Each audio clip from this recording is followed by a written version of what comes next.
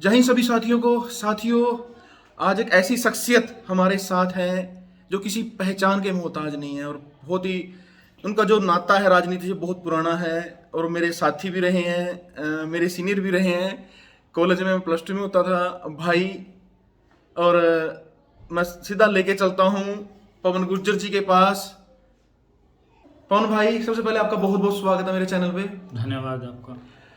पवन जी, मेरा पहला क्वेश्चन ये है कि आप जिला परिषद के वार्ड नंबर 1 से जो है प्रत्याशी के रूप में आए हैं। भाजपा समर्थित था ये वार्ड और उसके बाद आपको टिकट ना मिलना, क्या मानते हैं आप? देखिए, मेरा पूरा प्रयास था कि मैं चुनाव लड़ूं जी और टिकट पे चुनाव लड़ूं, जी लेकिन परिस्थितियां कुछ ऐसी होती हैं, हालात कुछ ऐसे होते हैं कि मैं शायद उसमें कामयाब नहीं हो पाया। जी लेकिन जनता का जो मेरे साथ प्यार था, क्योंकि जब भी मैं जनता के बीच में गया वोट मांगने के लिए, तो जनता ने मेरे से एक ही क्वेश्चन किया था जब मैं वार्ड नंबर 1 से जिला परिषद की तैयारी कर रहा था कि आप हमें ये बताइए कि आप चुनाव लड़ेंगे या नहीं लड़ेंगे। जी अगर आप चुनाव लड़ेंगे तो हमें बताएं कि आप चुनाव लड़ेंगे, और अगर आप लड़ें या ना लड़ें सस्पेंस में है तो प्लीज़ हमें अभी क्लियर करें।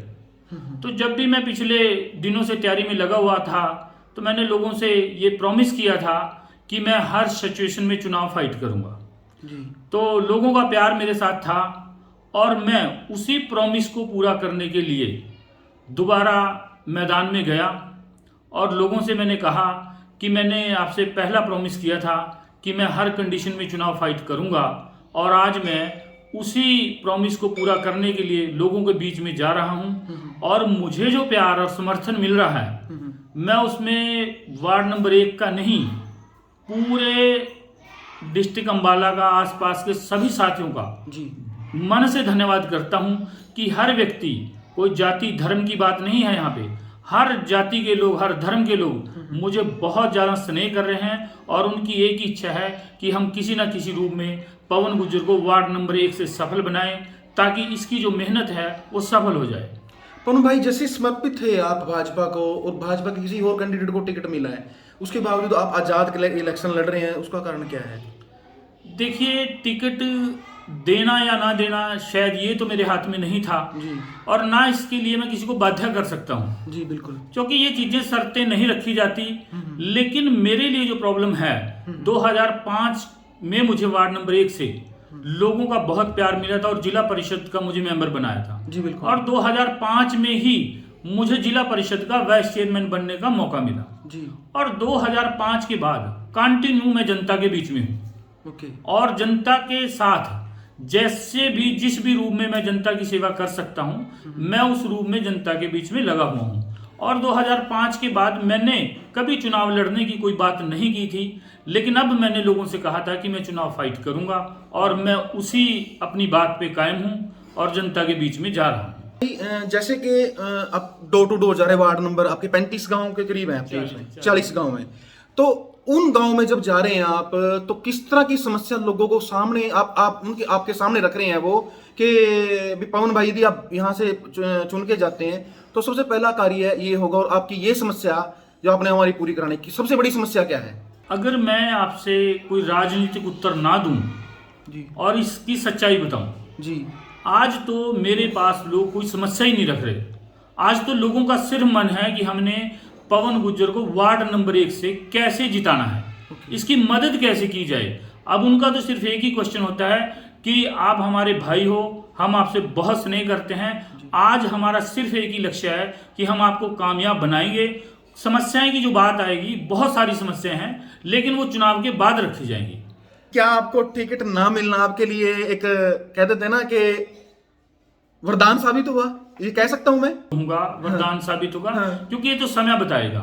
जी। आज शायद इसके बारे में उत्तर देना बहुत जल्दबाजी होगी। जी। ये वरदान होगा, क्या होगा, ये समय की अभी किस तरह का जो लोगों का रुझान हो, लेकिन कैसा लोगों नजर आ रहा का है? जो प्यार है, जी क्योंकि मैं तो उस टाइम में भी पूरा रेडी था। बिल्कुल, मैंने तो कोई किंतु परंतु नहीं किया कि मैं चुनाव यहाँ नहीं लड़ूंगा, लेकिन हालात ऐसे हुए।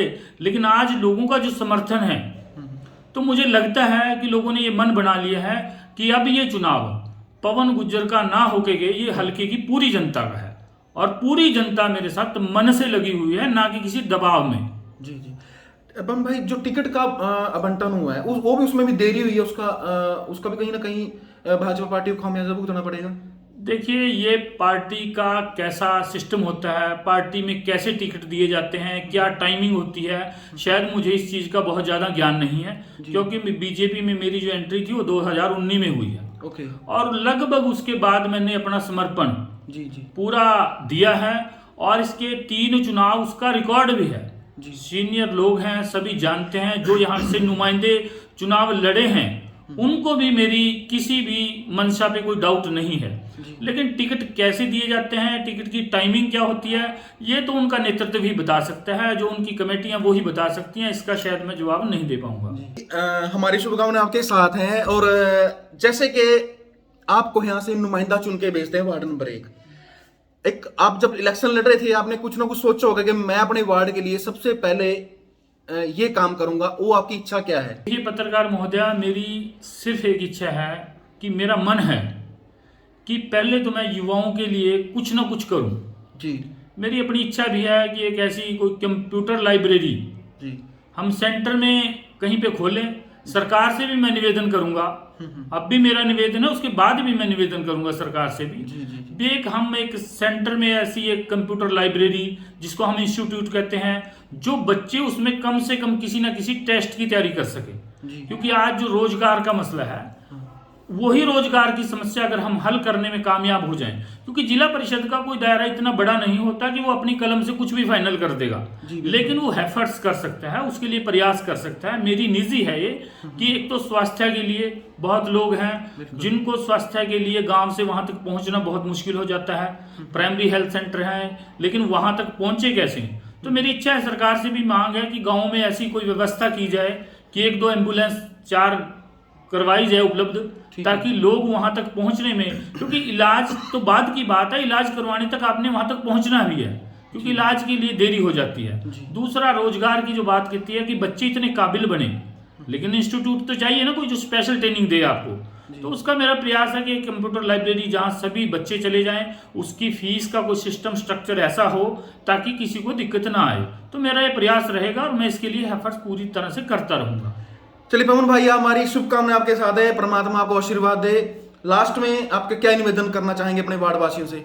मैं सभी वार्ड वासियों से और पूरे डिस्ट्रिक्ट अंबाला से आसपास के सभी जिलों से जो भी मुझे जानता पहचानता है, मैं उन सब से हाथ जोड़कर निवेदन करता हूं कि आप हर तरह किसी ना किसी रूप में मेरी मदद करें। और वार्ड नंबर 1 से सभी मतदाताओं से मेरी ये अपील है कि आप सभी के सभी सबसे ज़्यादा 9 नवंबर को ज़्यादा से ज़्यादा मत का प्रयोग करें, और 9 नवंबर को पवन गुज्जर को जग के निशान वाला बटन, मेरा जो चुनाव चिन्ह है वो जग है, जग के निशान वाला बटन ज़्यादा से ज़्यादा दबाएं, ताकि मुझे आप दोबारा फिर एक सेवा का अवसर दें। और मैं आपसे वादा करता हूं कि अगर ईश्वर की इच्छा हुई और आप लोगों के प्रयास से मुझे कामयाबी मिली, मैं अगले 5 सालों में कभी भी आपको निराश नहीं करूंगा और अपना 100% वार्ड नंबर 1 के लिए लगा दूंगा। आप लोगों ने मेरी बात सुनी, इसके लिए धन्यवाद, बहुत बहुत धन्यवाद।